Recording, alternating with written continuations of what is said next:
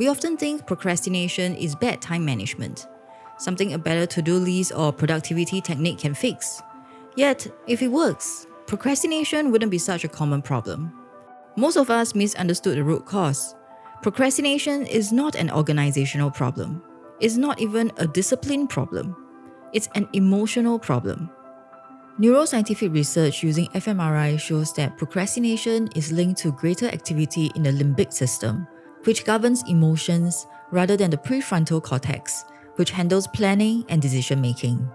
As procrastinators, we tend to act based on how we feel in the moment, putting off a challenging or uncomfortable task not because we don't have the time, but because we don't feel up for it.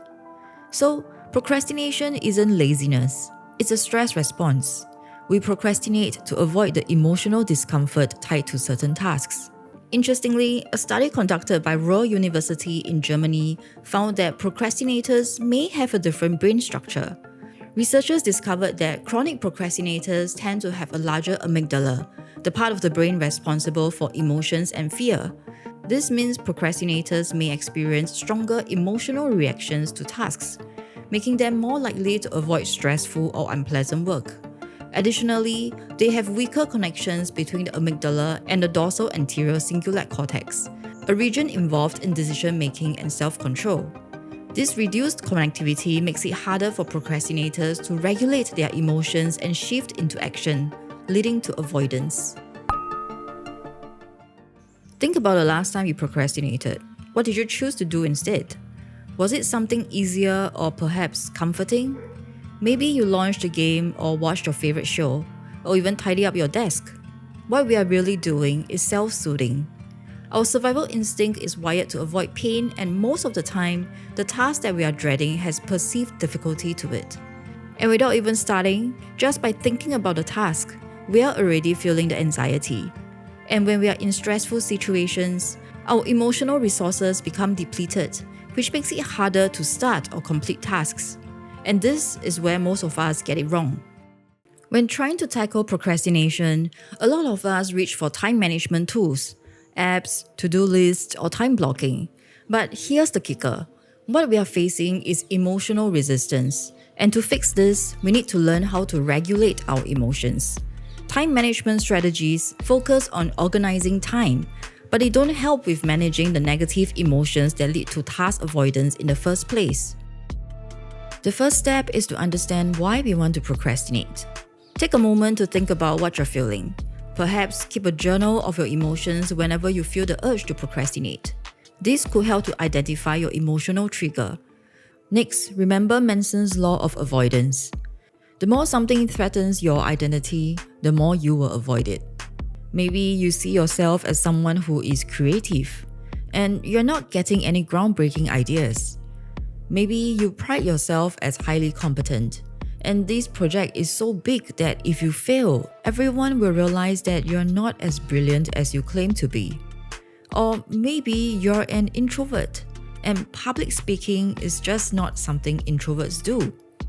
We often limit ourselves by adhering too strictly to the identities we've created, whether as a high achiever, subject expert, or even nice and friendly. When we define ourselves too narrowly, these labels can become psychological barriers that constrain our growth. The most common reasons for procrastination are because the tasks make us feel uncertain, anxious, or inadequate.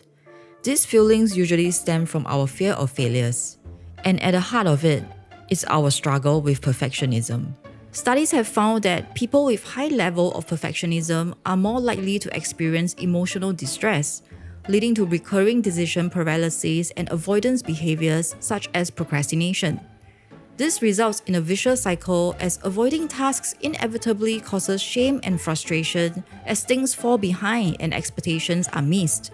To overcome perfectionism, we need to delink self-worth from performance.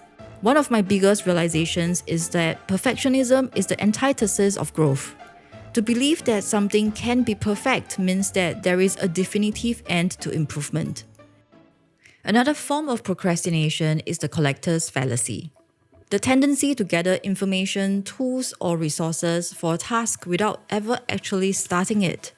By endlessly preparing, We avoid the discomfort of starting the task with incomplete information or imperfect conditions.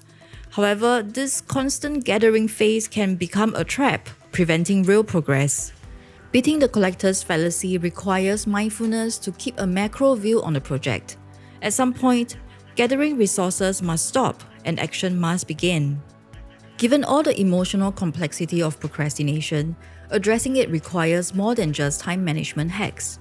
Here are some strategies that focus on emotional regulation to help reduce avoidance behavior. Cognitive reframing.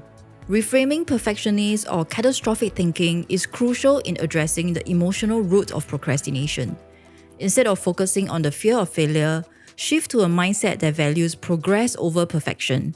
Studies on the growth mindset, pioneered by psychologist Dweck, show that individuals who are focused on learning and improvement are less likely to procrastinate. Self-compassion. Many procrastinators are harshly self-critical, which only worsens the cycle of avoidance. Research by Dr. Kristin Neff shows that self-compassion can reduce procrastination by helping individuals cope with their negative emotions in healthier ways. Instead of punishing ourselves for procrastinating, practicing self-compassion allows us to acknowledge our feelings and move forward without judgment. Break tasks into smaller steps. Breaking a daunting task into smaller, manageable chunks helps reduce the anxiety that fuels procrastination. Completing these smaller tasks also releases dopamine, encouraging further progress. This also helps us to build up a psychological momentum, as each small win reduces the emotional burden and lessens the feeling of helplessness. Delayed gratification.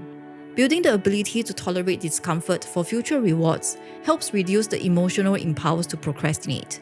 We can practice this by setting up small rewards for completing difficult tasks, reinforcing positive behavior. But procrastination isn't just a personal issue. We live in a society that's obsessed with productivity. The pressure to be constantly on, constantly achieving, and constantly producing can make anyone feel overwhelmed.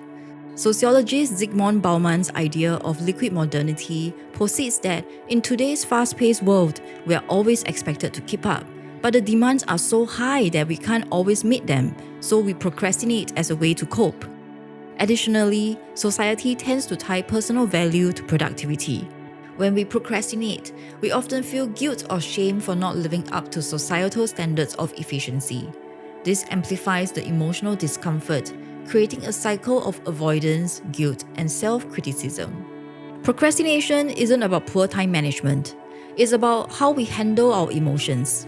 By understanding the emotional roots of procrastination, we can stop trying to manage time and start managing how we feel. The next time we find ourselves avoiding a task, don't ask, "Why can't I get my shit together?" Instead, ask ourselves, "What am I really trying to avoid?"